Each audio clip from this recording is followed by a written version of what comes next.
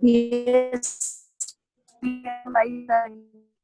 Okay, तो अपने आप को आप म्यूट कर लीजिए और जो भी आपको डाउट हो तो ग्रुप चैट आपका एक ऑप्शन यहाँ पे शो किया जा रहा होगा, उस ग्रुप चैट में जाके आप लोग मुझे मैसेज कर दीजिए कि आपको कोई इश्यू तो नहीं है, स्क्रीन पे क्लियरली मेंशन हो रहा है या नहीं हो रहा है, स्क्रीन क्लियर दिख रही है नहीं, किसी तरह का कोई वेरिएशंस तो नहीं आ रहे हैं, ये सब मुझे वहाँ पे मेंशन कर दीजिए ग्रुप पे। जूम पे आपको ग्रुप चैट का ऑप्शन दिख रहा होगा जहाँ पे मैं आपको मैसेजेस कर रही हूँ।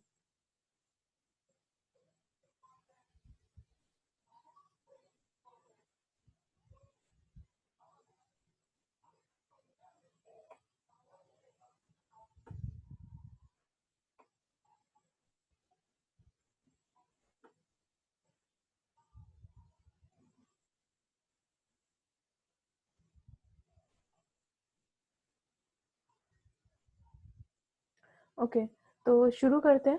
आज हम लोग पढ़ने जा रहे हैं प्रोसेस कॉस्टिंग के बारे में। क्लास में ऑलरेडी हम लोग बाकी चीज़ें डिस्कस कर चुके हैं कि कॉस्ट शीट कैसे बनाई जाती है आपकी, और साथ ही साथ हम ये भी देख चुके हैं कि आपके बाकी कॉस्ट अकाउंटिंग कैसे की जाती है, उसका मीनिंग, इंट्रोडक्शन वगैरह क्या होता है। साथ ही साथ हमने ये भी देखा है आपका कि लेबर कॉस्टिंग कैसे निकाली जाती है, मटेरियल कॉस्टिंग वगैरह किस तरीके से कैलकुलेट की जाती है, कैसे उसे निकाला जाता है, ये सब कुछ हम लोग देख चुके हैं।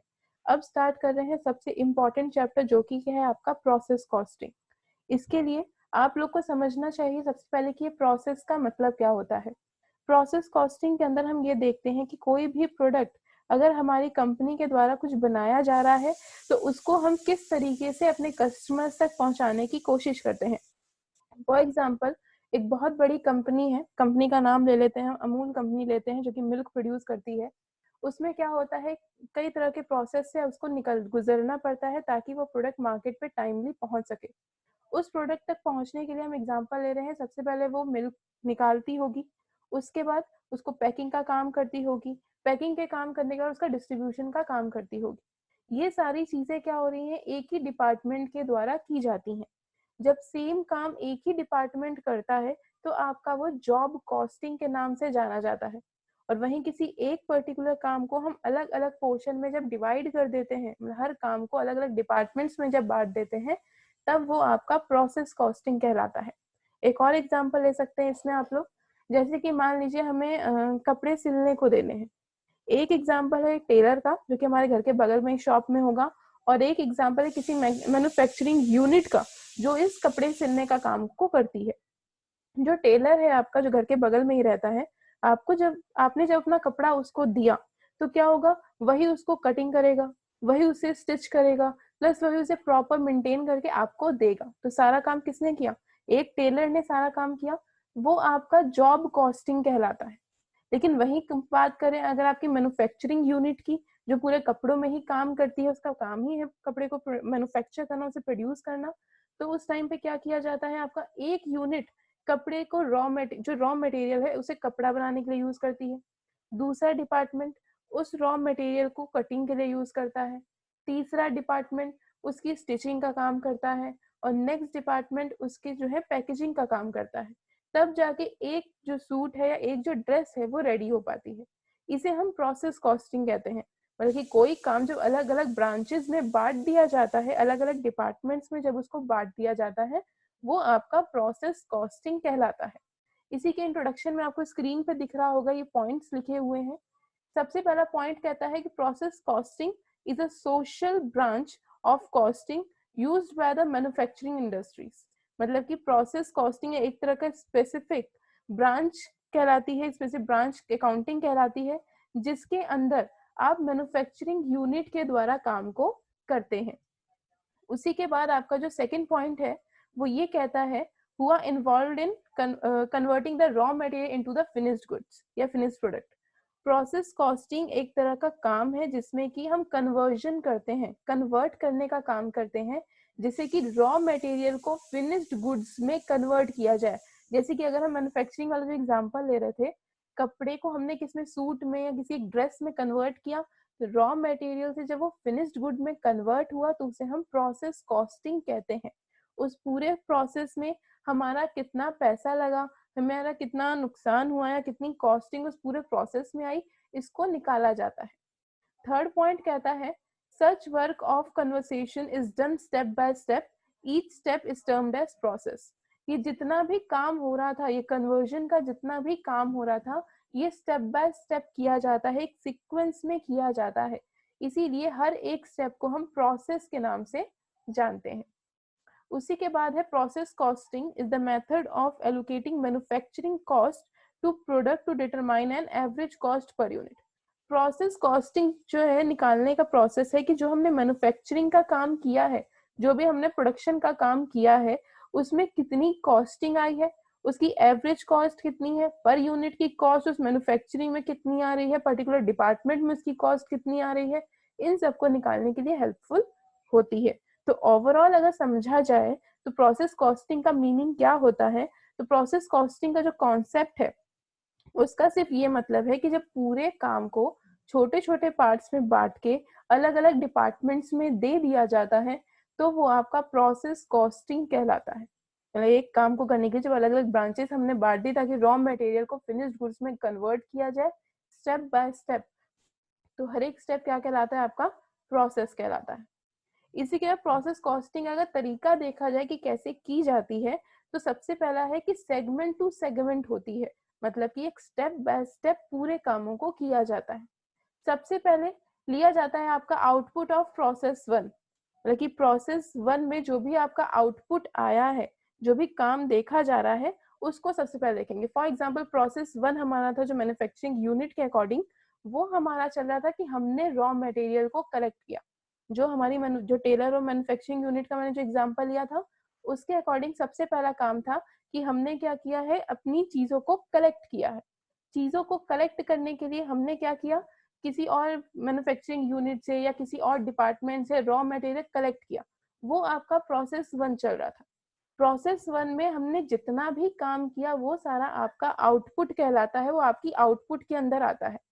तो ये हो गया आपका आउटपुट ऑफ प्रोसेस वन, मतलब कि जो रिजल्ट हमारा प्रोसेस वन से निकल के आया है वो आपका आउटपुट वन आता है। उसके बाद जो उसका आउटपुट होगा, जो रिजल्ट होगा, वो दूसरे प्रोसेस का इनपुट मतलब कि स्टार्टिंग कही जाती है। तो जो रिजल्ट प्रोसेस वन देगा, जो आंसर आपका प्रोसेस वन देगा, वही आपका इनपुट हो जाएगा प्रोसेस टू में। जैसे कि हमने मटेरियल कलेक्ट किया, जब हमने मटेरियल कलेक्ट कर लिया तो उससे क्या होगा, हमने पूरा इकट्ठा किया सामान, जो भी हमें कपड़ा चाहिए था, जो भी मटेरियल चाहिए था, हमने उसे कलेक्ट करके एक जगह रख लिया। जब हमने उस सबको एक जगह इकट्ठा कर लिया, एक जगह रख लिया, तब हम क्या करेंगे, अब दूसरे डिपार्टमेंट को वो मटेरियल देंगे ताकि वो स्टिचिंग का काम कर सके। और जब वो काम स्टिचिंग का करेगा तो करने के जो मटेरियल चाहिए वो क्या हो गया, उसका इनपुट, जो कि पहले प्रोसेस का आउटपुट था। लेकिन हर एक प्रोसेस जब एंड हो रहा होता है, जो उसका रिजल्ट होता है वो दूसरे प्रोसेस का इनपुट बन के आता है। उसी के बाद जब उसका जो रिजल्ट होगा वो आपका आउटपुट होगा। मान लीजिए जितने भी कपड़े की हमने स्टिचिंग करनी थी, उसकी जब हमने कटिंग की, तो जो कटिंग है वो क्या है, आपका आउटपुट है। जब हम दूसरे डिपार्टमेंट को देंगे स्टिच करने के लिए, दूसरे डिपार्टमेंट के पास वो चीज जाएगी, तब वो कहलाएगा आपका इनपुट, मतलब कि अब दूसरे डिपार्टमेंट का वो क्या हो चुका है, इनपुट हो चुका है। इसी के बाद जब वो इनपुट हम आगे लेके चलेंगे, मान लीजिए प्रोसेस थ्री आपका लास्ट था, हमने उसकी स्टिचिंग कर ली और पैकेजिंग कर ली, अब और काम तो बाकी नहीं है उस मटेरियल को बनाने के लिए, उस ड्रेस को बनाने के लिए।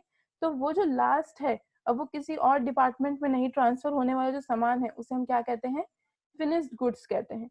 मतलब कि आपका process costing step by step किया जाएगा। एक प्रोसेस का जो आंसर आएगा वो दूसरे प्रोसेस का इनपुट, मतलब कि स्टार्टिंग यूनिट होती है। वैसे ही दूसरे प्रोसेस का जो आंसर निकल के आएगा, जो बैलेंसिंग फिगर होगी, वो प्रोसेस थ्री का आंसर होगा, मतलब कि इनपुट की तरह हम उसे ट्रीट करेंगे।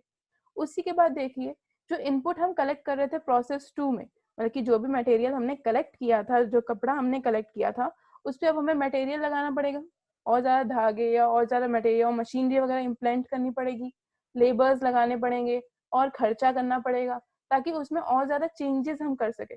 जो काम हम स्टिचिंग का कर रहे हैं वो ऐसे थोड़ी ना हो जाएगा, मशीनरी लेनी पड़ेगी और ज्यादा एसेसरीज लेनी पड़ेंगी, कुछ एक्सपेंसेस करने पड़ेंगे, कुछ लेबर्स को अपॉइंट करना पड़ेगा।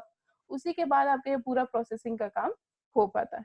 बल्कि हर एक प्रोसेस में कुछ ना कुछ एक्सपेंसेस किए जाते हैं, चाहे वो लेबर से रिलेटेड हो, मटेरियल से रिलेटेड हो, या फिर एक्सपेंसेस से रिलेटेड हो। आपने जो 11th क्लास या 12th क्लास में वो चीज पढ़ी होगी, trading and profit and loss account, उसका ही एक तरह से एग्जाम्पल लेकर आप समझ सकते हैं। ट्रेडिंग अकाउंट का जो आपका बैलेंस निकल के आता था, जो ग्रॉस प्रॉफिट निकल के आता था, वही प्रॉफिट आप प्रॉफिट एंड लॉस अकाउंट में लेके जाते थे। सेम उसी तरीके से यहाँ पे भी जो आउटपुट निकल के आएगा, जो आंसर निकल के आएगा, वो अगले प्रोसेस के इनपुट की तरह जाता है। इसी के बाद अब देखते हैं कि इसका पूरा फॉर्मेट क्या होता है। प्रोसेस कॉस्टिंग में जो फॉर्मेट तैयार किया जाता है, जो यूनिट्स तैयार की जाती हैं, वो किस तरीके से होती हैं और कैसे काम करती है, उसकी अकाउंटिंग, उसके स्टेटमेंट किस तरीके से होते हैं, वो देखते हैं। ये प्रोसेस का जो पूरा फॉर्मेट आपको दिया गया, आपकी स्क्रीन पे शो हो रहा होगा। प्रोसेस अकाउंट्स के नाम से इसको जाना जाता है। अकाउंट 1, अकाउंट 2, अकाउंट 3 करके अलग अलग टेबल्स बनाई जाती हैं। मतलब कि अगर पहला हम अकाउंट्स बना रहे हैं, मतलब फर्स्ट प्रोसेस कर रहे हैं, फर्स्ट स्टेप या फर्स्ट डिपार्टमेंट का काम कर रहे हैं, तो वो सबसे पहले इसके अंदर आएगा। सबसे पहले लिखना होगा टू मटेरियल। हमने कितना मटेरियल उस पर्टिकुलर प्रोसेस में यूज किया है, वो आपका सबसे पहले लिखा जाएगा। क्वांटिटी मेंशन की जाएगी एक तरफ, अमाउंट आएगी आपकी एक तरफ। डेबिट एंड क्रेडिट साइड में पूरी टी शेप की टेबल को यहाँ पे क्रिएट किया जाएगा। उसके बाद टू मटेरियल से जो क्वांटिटी आई है वो यहाँ पे मेंशन होगी, जो अमाउंट आया है वो लिख दिया जाएगा। क्वेश्चन में आपको सब कुछ अवेलेबल होगा। उसी का जितना भी लेबर आपने अपॉइंट किया है, जो भी यूनिट्स आपने अपॉइंट की है, वो सारी चीजें यहाँ पे अमाउंट को मेंशन कर दिया जाएगा। उसी के बाद जितने भी एक्सपेंसेस लिए गए हैं, जो भी खर्चे वगैरह इसके अंदर किया गया है, वो भी पर यूनिट के हिसाब से और अमाउंट के हिसाब से क्वेश्चन में अवेलेबल होगा, वो आपको सिर्फ उठा के लिख देना है। उसके बाद क्रेडिट साइड की तरफ चलते हैं। यहाँ पे देखो दो चीजें लिखी हुई हैं। सबसे पहला है बाय नॉर्मल वेस्ट और उसके बाद आता है आपका बाय एबनॉर्मल वेस्ट। दो तरीके के वेस्ट होते हैं। मान लीजिए मैंने जो अपना काम करी थी, उसमें कुछ ना कुछ वेस्टेज आई होगी। जब कुछ ना कुछ वेस्टेज आई होगी तो उसमें दो पार्ट में बांटी जाएगी। पहली होगी आपकी नॉर्मल वेस्टेज और दूसरी होगी आपकी एबनॉर्मल वेस्टेज। नॉर्मल वेस्टेज वो नुकसान होता है जो कि कंपनी खुद बियर नहीं करती। ये जो नुकसान है वो डायरेक्टली जो आपके कस्टमर्स हैं उनको ट्रांसफर कर दिया जाता है, जिसकी वजह से अगर नॉर्मल वेस्टेज की अमाउंट दी होगी तभी हम उसको लिखेंगे। अगर नहीं लिखी है या नहीं दी गई है क्वेश्चन में तो उसको लिखने की कोई जरूरत नहीं है, बट क्वांटिटी मेंशन करना इंपॉर्टेंट है। अगर इसकी अमाउंट नहीं दी गई है, इट मींस हम डायरेक्टली कस्टमर से वो पैसा चार्ज करेंगे, हमारी कंपनी को कोई उससे खास नुकसान नहीं होगा। लेकिन जो एबनॉर्मल वेस्टेज होती है, जो बड़े पैमाने पे हमें नुकसान होता है, उसके क्वांटिटी के साथ साथ हमें अमाउंट भी मेंशन करना जरूरी होता है, ताकि हम वो पैसा खुद बियर कर सकें। इसके बाद जो बैलेंसिंग फिगर होगी वो आपके नेक्स्ट प्रोसेस में ट्रांसफर कर दी जाएगी। बैलेंसिंग फिगर की चीज यहाँ पे लिखी गई है। उसके बाद एक टॉपिक दिख रहा है टू साइड में, टू सरप्लस। टू सरप्लस का मतलब होता है जब हम अपने टारगेट से ज्यादा प्रोडक्शन का काम कर लेते हैं। फॉर एग्जांपल हमने सेट किया था कि हम 200 यूनिट्स प्रोड्यूस करेंगे, तो इस 200 यूनिट्स को प्रोड्यूस करने के लिए हमने जितना भी एडिशनल पेमेंट किया या हमने जो भी एडिशनल काम किया, उसकी वजह से जो हमने सरप्लस गेन किया, जो प्रॉफिट अर्निंग हुई, वो सब हम उसको यहाँ पे एक तरफ मेंशन कर देते हैं। टू सरप्लस के नाम से आ जाएगा। इन सबको ऐड करके जितना भी बैलेंसिंग है वो आपके नेक्स्ट प्रोसेस में ट्रांसफर कर दिया जाता है। ये सिर्फ एक फॉर्मेट था। ये फॉर्मेट आपको तब तक समझ में नहीं आएगा जब तक आप एक क्वेश्चन नहीं कर लेते। इसके बाद डायरेक्ट हमें क्वेश्चन डिस्कस करेंगे। क्वेश्चन डिस्कस करते समय अगर आपके पास कॉपी या पेन वगैरह अवेलेबल हो तो अपने पास रख के बैठिए, ताकि क्वेश्चन में जो चीज समझाई जा रही है वो चीज देख सके, उसे क्लियर कर सके। क्वेश्चन लेते हैं। इसके बाद क्वेश्चन आपसे कह रहा है 200 tons of raw material are used to be manufactured a commodity which passes through two process। हमारी एक कंपनी है जो कि 200 टन्स का रॉ मटेरियल यूज करके मैन्युफैक्चरिंग का काम करती है। इतना क्वेश्चन में लिखा है। उसके बाद उस मैन्युफैक्चरिंग के काम को करने के लिए हम दो प्रोसेस से होते हुए निकलते हैं, मतलब कि हमें दो बार दो डिपार्टमेंट से डील करना पड़ता है। इसकी कॉस्टिंग इस टेबल के अकॉर्डिंग आपको दी गई है। पर्टिकुलर्स में मटेरियल हमने कितना यूज किया प्रोसेस 1 एंड प्रोसेस 2 में, ये लिखा गया है। लेबर्स हमने कितने यूज किए प्रोसेस 1 एंड प्रोसेस 2 में, ये मेंशन किया गया है। एक्सपेंसेस हमने कितने यूज किए प्रोसेस 1 एंड प्रोसेस 2 में, इसको यहाँ पे डिफाइन किया गया है। मतलब कि कहता है कि प्रोसेस 1 की जो हम टेबल बनाएंगे तो उस टाइम पे मटेरियल हमने 200 रुपीज के यूज किए, लेबर हमने 100 रुपीज के यूज किए और एक्सपेंसेस हमने 500 रुपीज के यूज किए। वहीं बात की जाएगा प्रोसेस 2 की, तो प्रोसेस 2 में मटेरियल हमने बिल्कुल भी यूज नहीं किया, मतलब हमने और कोई रिसोर्सेज और किसी तरह का मटेरियल परचेजिंग नहीं की है। लेबर हमने 500 रुपीज के एक्स्ट्रा इम्प्लांट किए हैं, एक्स्ट्रा उसमें लगाए हैं। और वहीं एक्सपेंसेस की बात की जाए तो प्रोसेस 2 के अंदर हमने 300 के मटेरियल्स का यूज किया है। उसी का क्वेश्चन आगे कहता है कि 10% ऑफ मटेरियल इन प्रोसेस 1, मतलब प्रोसेस 1 में जितना भी मटेरियल इस्तेमाल किया गया है, कितना मटेरियल यूज हो रहा है आपका, 200 यूनिट्स तक का मटेरियल इस्तेमाल हो रहा है। The wastage has been normal, तो जितना भी वेस्टेज हुआ है ये नॉर्मल है, मतलब 10% का जो मटेरियल यूज किया गया था वो वेस्ट हो गया है। उसके बाद हमारी स्क्रैप रियलाइज हुआ है 50 रुपीज का, मतलब कि जो हमसे नुकसान हुआ था, जो 10% यूनिट्स का हमारा नुकसान हुआ है उसकी वजह से हमें स्क्रैप मिला है, कुछ पैसे मिले हैं जो कि 50 रुपए। क्लियर? इतना आपको क्वेश्चन में दिया गया। क्वेश्चन कहता है 200 यूनिट्स हमने प्रोडक्शन स्टार्ट की है, हमारे पास इतने रॉ मटेरियल आए हैं, ये 2 प्रोसेस 1 है, प्रोसेस 2 आपको दिया गया है। 10% मटेरियल खराब हो चुका था, वेस्ट हो गया है, बट नॉर्मल इन नेचर है, जिसके हमें 50 रुपए मिल चुके हैं। ये एक सिंपल सा क्वेश्चन आपको दिया गया है। इसके बाद बात करते हैं आंसर कैसे इसका सॉल्व किया जाएगा। तो प्रोसेस 1 एंड प्रोसेस 2 के 2 अकाउंट बनाए जाएंगे। सबसे पहले बात करते हैं सिर्फ प्रोसेस 1 की, क्योंकि प्रोसेस 1 की डिटेल दी गई थी। मटेरियल क्वेश्चन में कह रहा था कि 200 यूनिट्स हमारे पास अवेलेबल हुई हैं as a raw material. Starting में जो हमने सामान खरीदा है वो कितना खरीदा है आपसे, 200 यूनिट्स तक का सामान खरीदा है।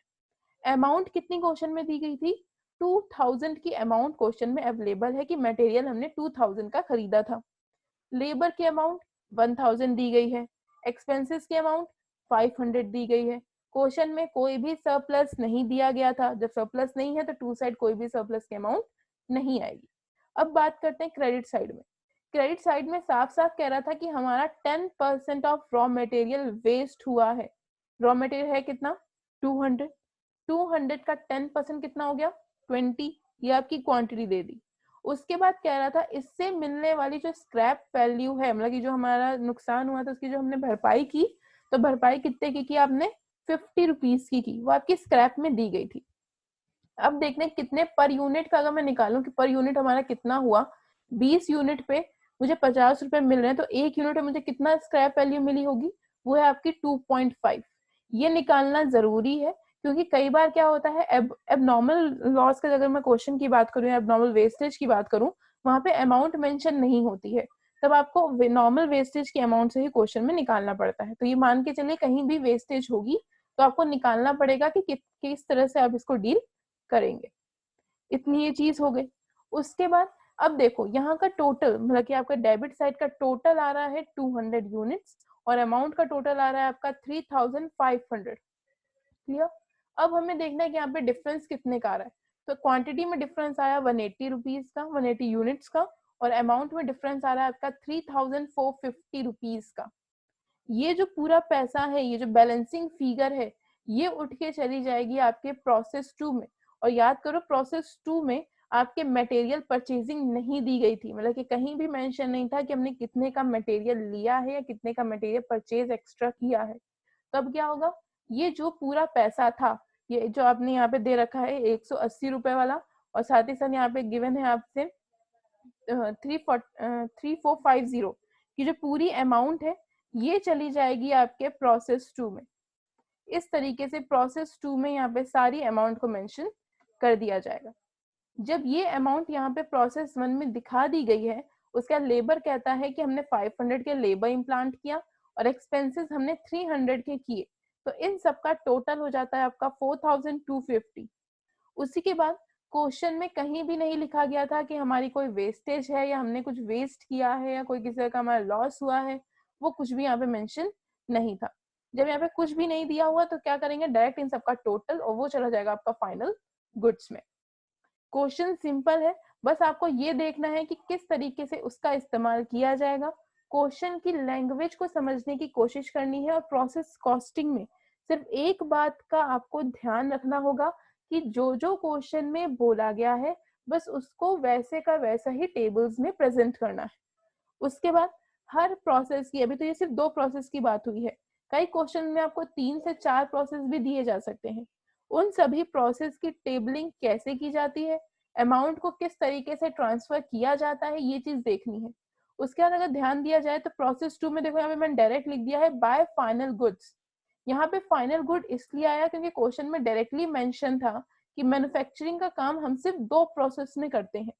अगर लिखा होता कि हम 3 प्रोसेस में इस काम को करते हैं, तो ये वाली जो बैलेंसिंग फिगर थी या आपके थर्ड प्रोसेस में जाके ओपनिंग फिगर की तरह से डील की जाती। क्वेश्चन की लैंग्वेज को समझना, बस इतना चीज ध्यान में रखनी है कि प्रोसेस कॉस्टिंग का मतलब है जितना भी काम हमने डिपार्टमेंट वाइज किया है या प्रोसेस वाइज किया है, उस पूरे को उसी तरीके से डील किया जाना चाहिए। ये इजी कॉन्सेप्ट है, बट सबसे ज्यादा क्वेश्चन इससे पूछे जा सकते हैं। तो अभी तक जो हमने पूरा कोर्स कवर किया है, तो दो इंपॉर्टेंट चैप्टर्स हमने पढ़े हैं। पहला हमने कॉस्ट शीट की है, जो कि आपके कॉलेज की क्लासेस में कंप्लीट करवाई गई थी। दूसरा, अभी हम प्रोसेस कॉस्टिंग कर रहे हैं। ज्यादा बड़ा टॉपिक नहीं है, बट इसमें कुछ एडजस्टमेंट्स आएंगी जो कि आपको समझनी होंगी। ये जो अभी हमने क्वेश्चन लिया था, ये सबसे इजी क्वेश्चन था, प्लस साथ साथ ये देखा गया था कि किस तरीके से आपको स्टेप बाय स्टेप किया जाता है, और ये जो फॉर्मेट था, इस फॉर्मेट का यूज कैसे किया जाता है। इस फॉर्मेट का इस्तेमाल हर अकाउंट में अलग अलग तरीके से होगा। प्रोसेस 1, प्रोसेस 2 एंड प्रोसेस 3 लिख के इसके काम को आगे कंटिन्यू किया जाता है। आई होप ये क्वेश्चन समझ में आ गया है।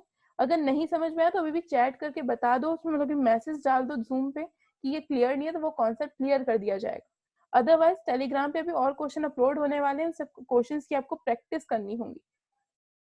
किसी तरीके का कोई डाउट है या कोई चीज नहीं समझ में आई, या क्लास बहुत तेजी से चल रही है जो कि क्लियर नहीं हो रहा है, नया कॉन्सेप्ट है, इसलिए आप मैसेज कर सकते हैं जो कोई डाउट हो रहा हो। मैम मेरे को डाउट है मैम, मेरे को मैम बहुत लेट में ज्वाइन हुआ हूँ, तो हम फिर से बता सकती हैं एक ग्लांसिंग दीजिए आप। ठीक है, तो अगर आप लेट से ज्वाइन हुए तो एट अ ग्लांस मैं आपको दे रही हूँ कि स्टार्टिंग से हम क्या कर चुके हो, क्या इसका मेन मतलब है।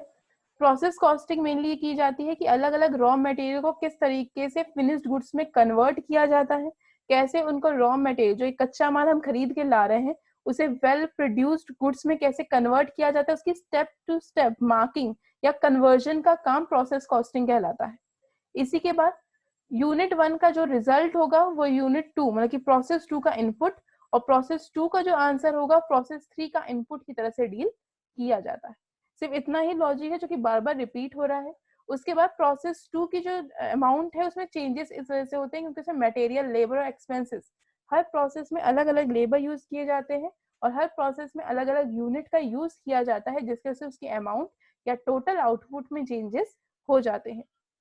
इसी का यूज करते हुए फॉर्मेट समझाया गया था कि आपका जो नॉर्मल वेस्टेज है ट्रांसफर कर दिया जाता है कंज्यूमर में, तो इसका अगर अमाउंट अब्सेंट भी है तो अभी लिखना इतना जरूरी नहीं होता, बट इन केस अगर एबनॉर्मल वेस्टेज की बात की जाए तो ये बहुत नेसेसरी है एंड बहुत इंपॉर्टेंट है कि आप उसे अपनी टेबल पे मेंशन करेंगे।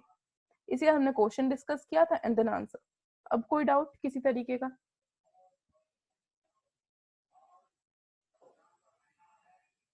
मैम किस रिलेटेड क्वेश्चंस आ सकते हैं मैम? एमसीक्यू में मैम इतने बड़े क्वेश्चंस तो जहां तक आएंगे नहीं एमसीक्यू मैम। में इतने वहां बड़े क्वेश्चंस नहीं आएंगे, बट आपसे ये तो पूछा जा सकता है कि कितना अमाउंट नेक्स्ट प्रोसेस में ट्रांसफर किया जाएगा। ठीक है, यस क्वेश्चन मैम। यही है, आपसे ये बोला जाएगा मटेरियल, लेबर एंड एक्सपेंसेस हमने इतने यूज किए थे, एंड अब ये बताइए कि नेक्स्ट प्रोसेस में हम कितना अमाउंट ट्रांसफर करेंगे। तो उसके लिए आपको टेबल्स और ये चीजें तो पता होनी चाहिए ना। जब तक आप प्रैक्टिस नहीं करेंगे तो प्रोसेस 2 में कितनी अमाउंट ट्रांसफर की जा रही है वो कैसे आपको रियलाइज होगा। और जहां तक बात रही ऑब्जेक्टिव्स की, तो टेलीग्राम से तो आपको ऑब्जेक्टिव्स मिल ही रहे हैं, उसको आप ज्यादा से ज्यादा अटेम्प्ट कीजिए, उससे आपको क्लियर होता जाएगा कॉन्सेप्ट। Yes ma'am. और कोई डाउट?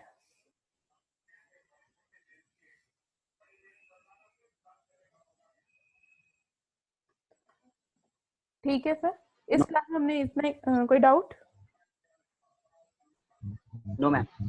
ठीक है, तो इस टॉपिक में, इस वीडियो में हमने सिर्फ इतनी बात की, इस प्रोसेस में हमने सिर्फ इतनी बात की कि प्रोसेस कॉस्टिंग क्या होती है, इंट्रोडक्शन क्या होता है। मेनली जो हम जूम पे क्लासेस चला रही है इसीलिए चला रहे हैं ताकि आपका जो कोर्स जो हमने नहीं पढ़ाया था उसको कवर कर सके, साथ ही साथ जो आपके डाउट सेशंस हैं उसको भी यहाँ पे कंप्लीट करके कवर किया जा सके, ताकि आपको और ज्यादा दिक्कत ना हो। क्योंकि इस बार ऑब्जेक्टिव बेसिस है तो मेनली हम लोग टेलीग्राम का यूज करेंगे ताकि हम एमसीक्यूज आपको टाइम टू टाइम अपलोड करते रहे। जो थ्योरी पोर्शन आएगा या जिस क्वेश्चन में आपको डाउट है उसी के लिए जूम पे क्लासेस ली जाएंगी। और जो बार बार मैसेजेस आ रहे हैं कि जूम सेफ नहीं है, तो इसके लिए मैंने आपको मेंशन कर दिया है कि आपका जो है आईडी अगर आप लॉग इन नहीं करते हैं, साइन इन नहीं करते तो ज्यादा सेफ रहेगा। डायरेक्टली मीटिंग में आप ज्वाइन कर जाइए, कोई जरूरत नहीं है आपको जूम को इंस्टॉल करने के बाद साइन इन या साइन अप करने की। डायरेक्टली आपको जो मैम इनविटेशन आईडी आ रही है उससे आप नहीं, ज्वाइन कर सकते हैं। आधे लोग ये सब चीजें नहीं समझे। जो नहीं समझे उनको बाद में क्लियर होता रहेगा।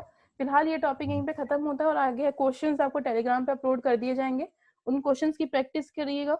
न्यूमेरिकल क्वेश्चन एंड एमसीक्यू दोनों डालने की मैं कोशिश करूंगी, और कोई डाउट है तो वो क्लियरली आपके बुक में सब कुछ मेंशन ही है। बुक्स आई थिंक आप लोग के पास होगी, तो प्रोसेस कॉस्टिंग के क्वेश्चन आप उससे भी ट्राई कर सकते हैं। बाकी जितने क्वेश्चन अवेलेबल हो पाएंगे वो भी मैं आपको वहां से प्रोवाइड कर दूंगी।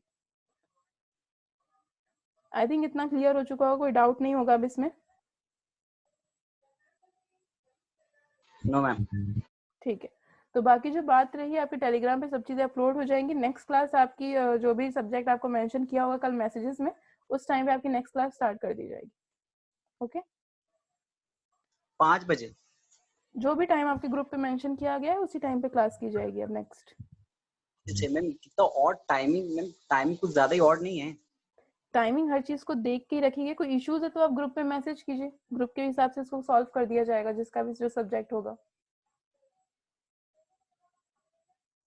Okay ma'am. ओके, घर पे ज्यादा क्वेश्चंस करने की कोशिश कीजिए सब लोग, क्योंकि इस टाइम कम है, इसीलिए ज्यादा प्रैक्टिस करके हम लोगों ने भी ऑनलाइन क्लासेस शुरू की गई है, नहीं तो अदरवाइज ये सब स्टार्ट करना मुश्किल ही था। पर ज्यादा क्वेश्चंस घर पे करने की कोशिश कीजिए। Okay, thank you class.